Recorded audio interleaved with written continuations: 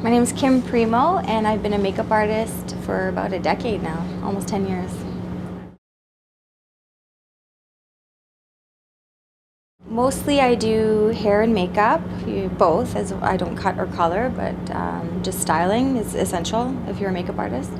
And it ranges anywhere from bridal to commercials to music videos, corporate videos, film, lots of TV, kind of everything. I like that my job's diverse, and I love the creativity aspect of it. I can do something really wild and fun and really bring something artistic to the table. And I can also do something really just beautiful and like an everyday look. I like to be able to be diverse and work with different faces.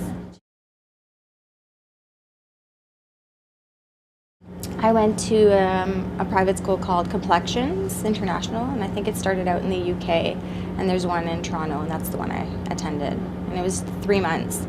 I just took fashion photographic makeup and then taught myself the rest.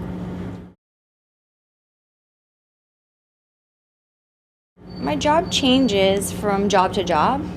You know, sometimes I'm required to do special effects, which is kind of fun. It totally depends on the job. I found too with HD TV, everything's magnified so much that you kind of have to adjust your style of makeup or how heavy you apply it.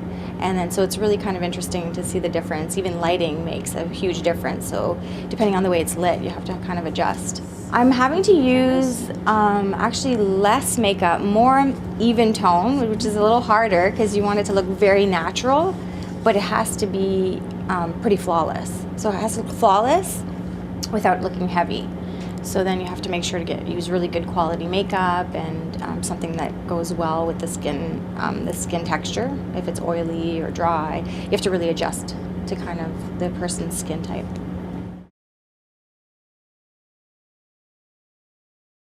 Well, since HD is big, a lot of people are using airbrush, which is a form of technology, I guess. Instead of using a paintbrush, it's more like almost a little pixelated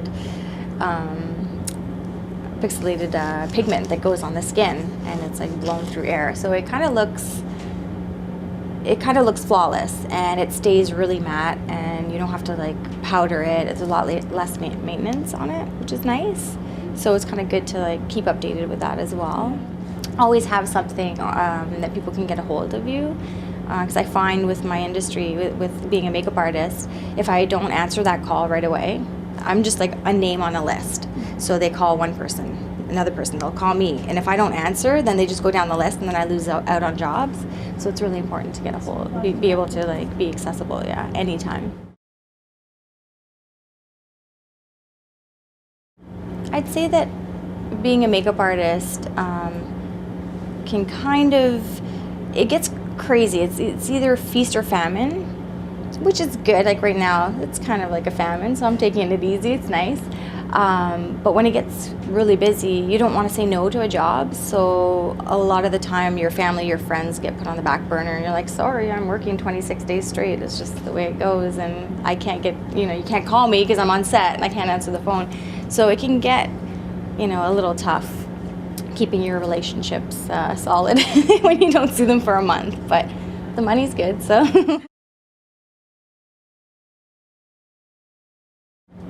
Being a makeup artist is not only just about knowing how to apply makeup, because a lot of people can apply makeup, if it's just straight up makeup. I think it's more about your personality.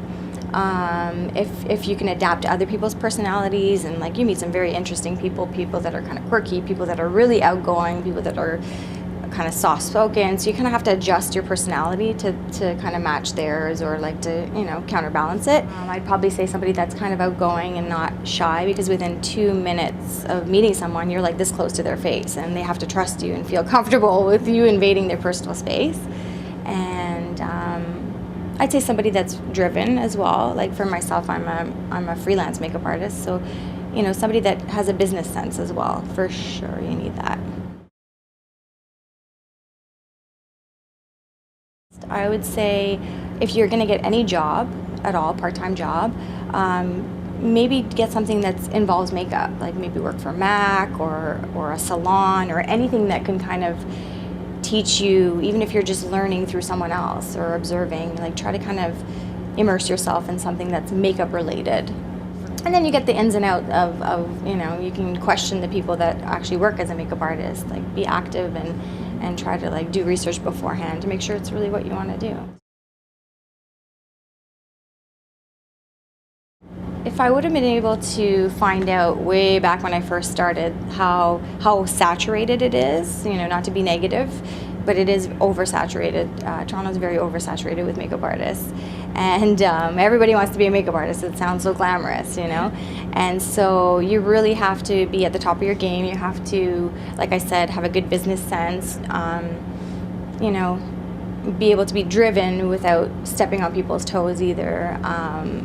And yeah, it just would have been good to know more the business sense of it, because I'm creative and all that stuff, and I can apply makeup and do hair well, but it's the other side of the story that it would have been good to know that, oh yeah, I'm going to be working for myself. I kind of need to know where to go from here.